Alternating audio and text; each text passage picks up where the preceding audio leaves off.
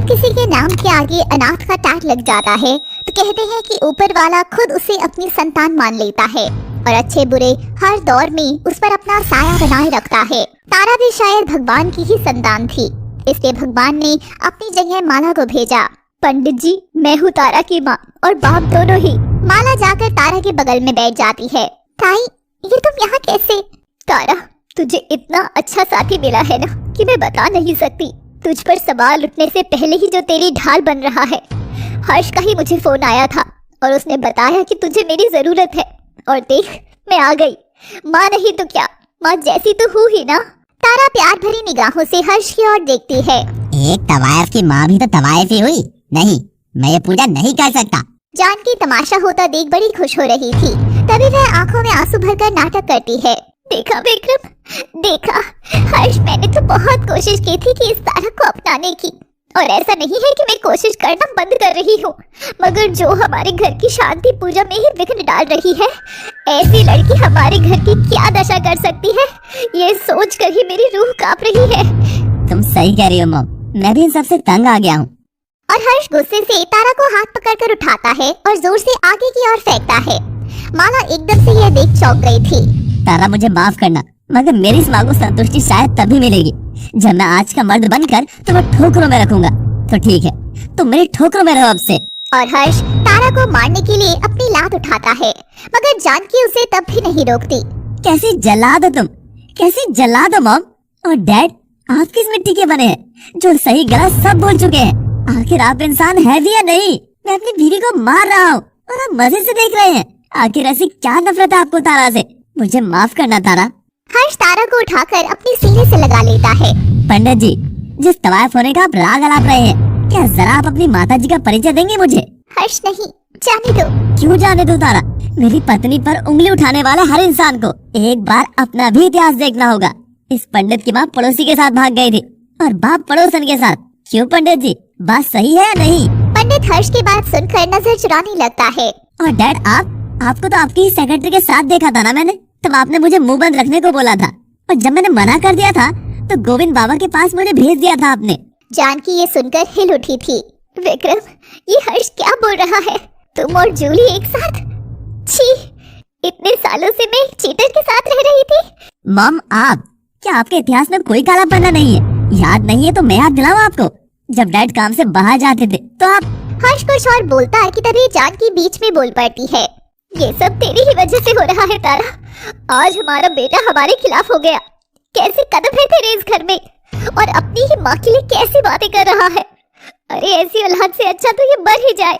माँ जी बस, आपने मुझे जो कहा सो कहा, मगर मेरी सुहाग के लिए आप कुछ नहीं बोलेंगी, कुछ भी नहीं। वैसे भी ये आपकी औलाद बस नाम की ही है। हर्ष में पाक संस्कार और गुण तो रेखा माँ और गोविंद बाबा के हैं। औलाद होकर भी बेऔलाद होने जितना सौभाग्य तो कम से कम मुझे नहीं लेना। तारा, चलो यहाँ से, अब हम यहाँ नहीं रहेंगे। इस घर से हमारा कोई वास्ता नहीं है। तो हर्ष, फिर हम कहाँ जाएंगे? वहीं जहाँ से हमारी कहानी शुरू हुई थी, तुम्हारी दुनिया में, तवायफ खाने में।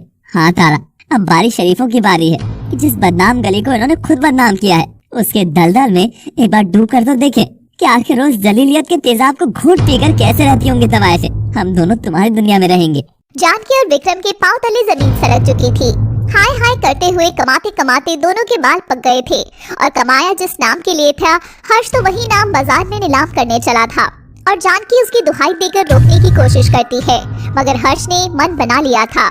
पति को कुछ बोलो तो पत्नी बर्दाश्त नहीं कर पाती, पत्नी को कुछ कहो तो पति। वाह, ऐसी अनोखी जोड़ी तो हर तवायफ के नसीब में आए। माला जानकी के पास जाकर हाथ जोड़ती है। सेठानी, मेरी बेटी की बहुत सेवा की है तूने। अगर तेरी भी कोई बेटी होती तो तुझे भी पता चलता कि एक बेटी का दर्द क्या होता है। पराई जाई हुई बेटियां तो तुमको मोम की गोलियां लगती है, जितना चाहे उतना जला लो गला लो, पर अगर खुद की बेटी पर खरोच भी आती ना तो तुझे भी पता चलता सेठानी की बेटियों का दर्द कैसा होता है।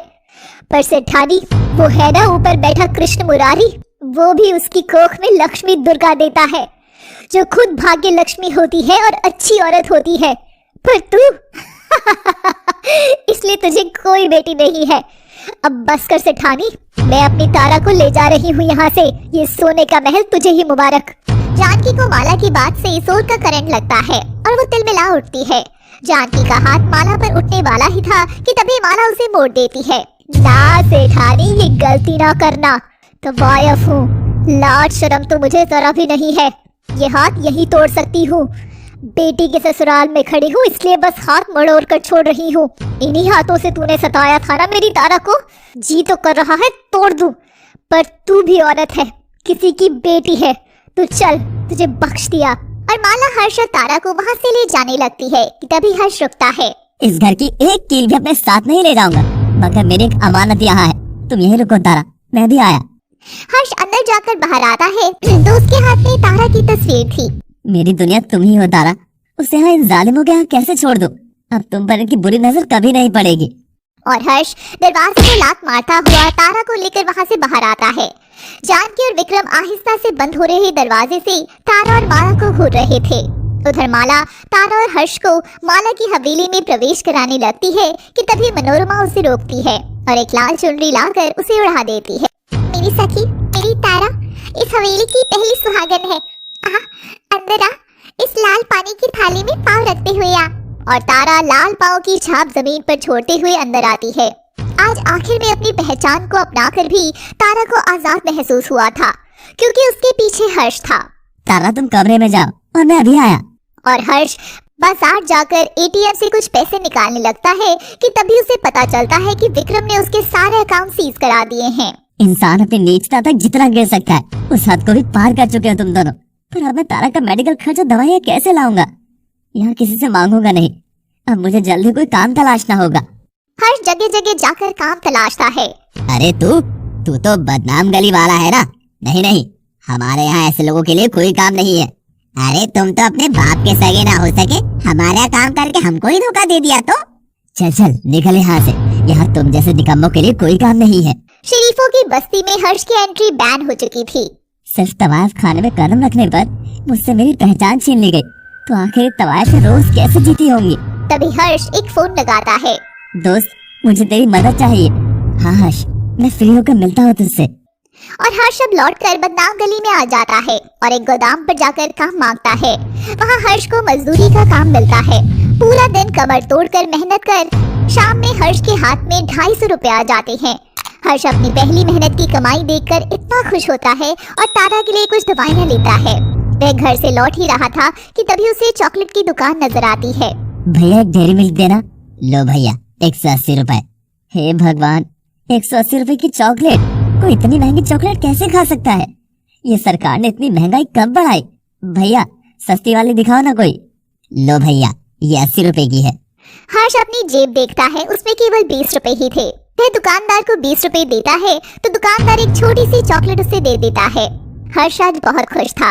वह तारा के कमरे में जाता है। तारा ने नॉर्मल कपड़े पहने थे। तारा, क्या तुम्हें कभी तुम्हारे तवायफ होने पर शर्म आई थी? नहीं हर्ष, कभी नहीं।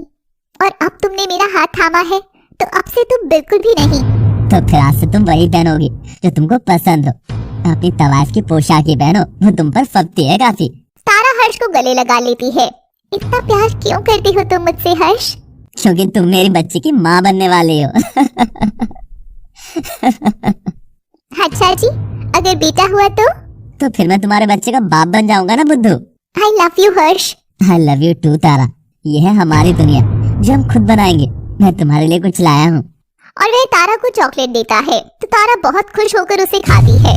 दोनों एक दूसरे के गले लगते हैं और एक दूसरे से चिपक कर सो जाते हैं। अब से हर्ष रोज उठता, मजदूरी कर कमाता, थोड़ा खर्चता थोड़ा बचाता और तारा से खूब प्यार करता। महीनों बीतने लगे। हर्ष तारा के पाँव पर तेल की मालिश करता तो कभी उसके बाल बनाता।